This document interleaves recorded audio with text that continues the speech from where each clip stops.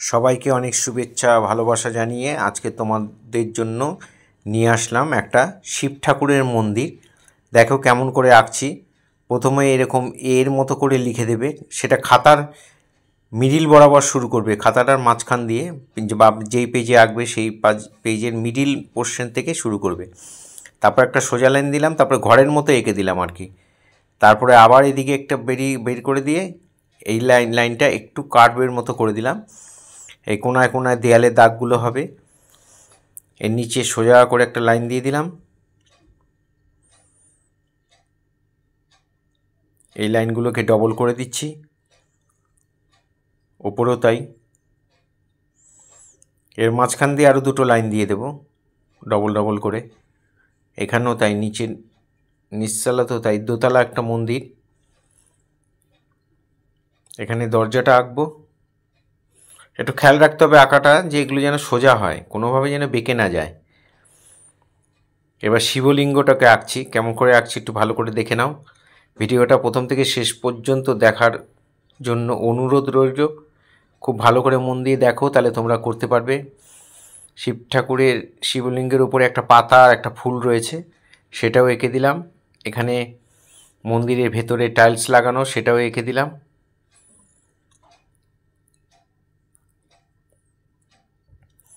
এখানে একটা ডিজাইনটাও এঁকে দিলাম, উপরে নিচে দুটোতেই আছে।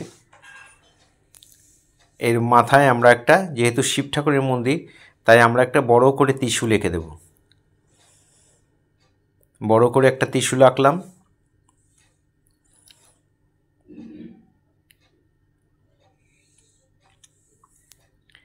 এখানে একটা দরজা দিলাম, এখানে একটা জানালা, এখানেও একটা জানালা।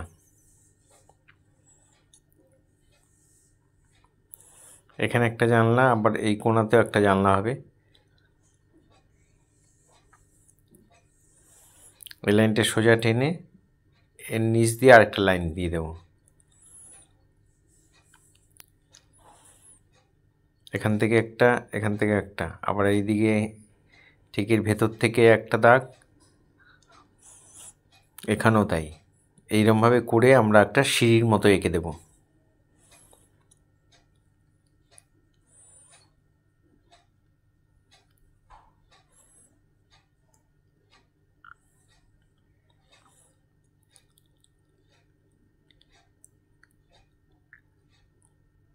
এবার আমরা শেড দেব। কেমন করে শেড দিচ্ছি দেখো। পেন্সিলটাকে রেখে পেন্সিলের উপরে হাত দিয়ে এভাবে হালকা হালকা করে শেড দিয়ে দেবে। খুব বেশি ডিপ করার দরকার নেই।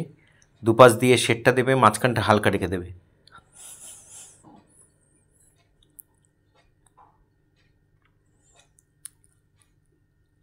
এবার এই ডিজাইনটা করে 10B দিয়ে এই বর্ডারগুলোকে টেনে দেবে। ত্রিশূলটা তাই 10B দিয়ে করে দেবে। একটু ডিপ হলে দেখতে ভালো লাগবে। বড় একটা ত্রিশূল, এর নিচের এই পোর্শনগুলো ডিপ করে দেবে।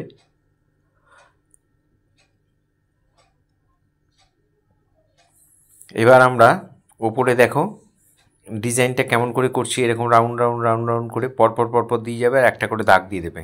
একটা একটা করে দেবে আর একটা করে দাগ দিয়ে দেবে। জায়গায় যতগুলো ধরবে ততগুলো দিয়ে দেবে, গুণাগুনির ব্যাপার নেই। যতটা জায়গার মধ্যে ধরবে সবগুলোতেই পরপর পরপর সাজিয়ে দেবে।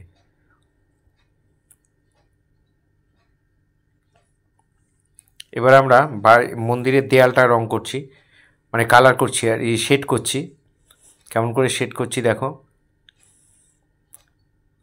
এই পিলারগুলোকে আমরা ডবল লাইন করে দেবো, মাঝখানটার মধ্যে হালকা শেড দিয়ে দেবো। জানলা দরজাগুলি রং করে দেবো, একটু ডিপ করে শেড করে দেবো।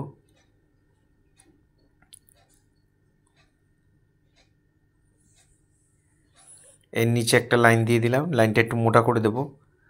এর ওপর দিয়ে একটা লাইন হবে।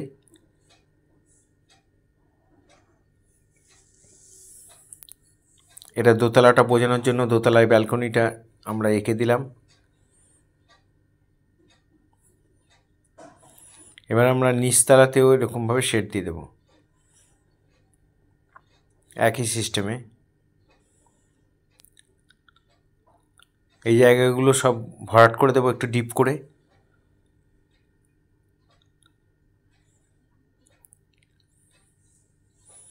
এই জায়গাগুলো একটু ডিপ করে ভট করে দেব।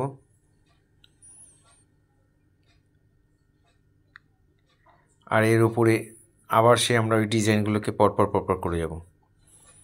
যারা আমার চ্যানেল এখনও সাবস্ক্রাইব করেননি তাদের কাছে বিশেষ অনুরোধ যে আমার চ্যানেলটি সাবস্ক্রাইব করবেন। যারা ফেসবুকে আছেন তারা অবশ্যই আমাকে ফলো করবেন। নিত্য নতুন ভিডিও পাওয়ার জন্য, প্রতিনিয়ত নতুন ভিডিও পাওয়ার জন্য অবশ্যই ফলো করবেন।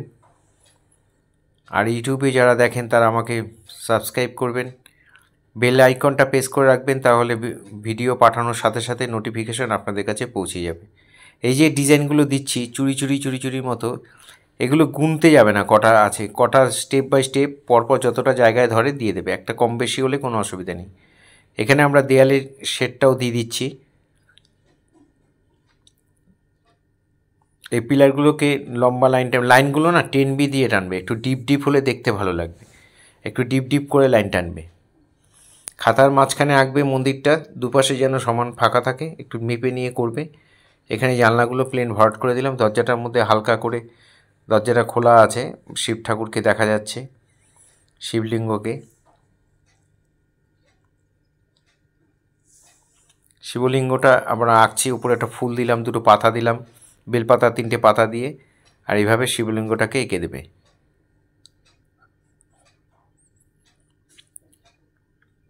আর এই ভেতরে যে টাইলসগুলো রয়েছে মন্দিরের ভেতরে, সেই টাইলসগুলোও দেখিয়ে দেবে। একটা করে খুব ভরবে, একটা করে সাদা রেখে দেবে।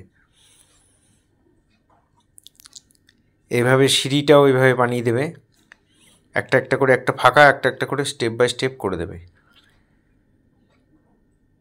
সিঁড়ির পাশে দুটো রেলিং আছে, রেলিংগুলো করে দেবে। এখানটার মধ্যে একটু হালকা শেড দিয়ে দিলাম।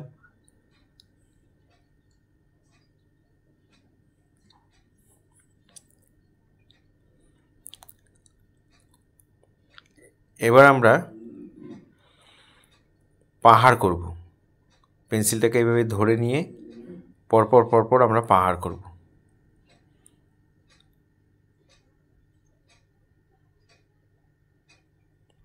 পাহাড়গুলো স্টেপ বাই স্টেপ এঁকে যাবে, দেখো, আর একটু করে হালকা শেড দিয়ে দেবে।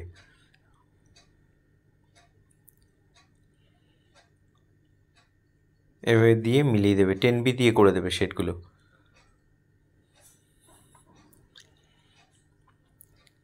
এখানে গোল করে রিং করে আবার সেই ঝাউ গাছের মতো এঁকে দেবে, এপাশেও তাই।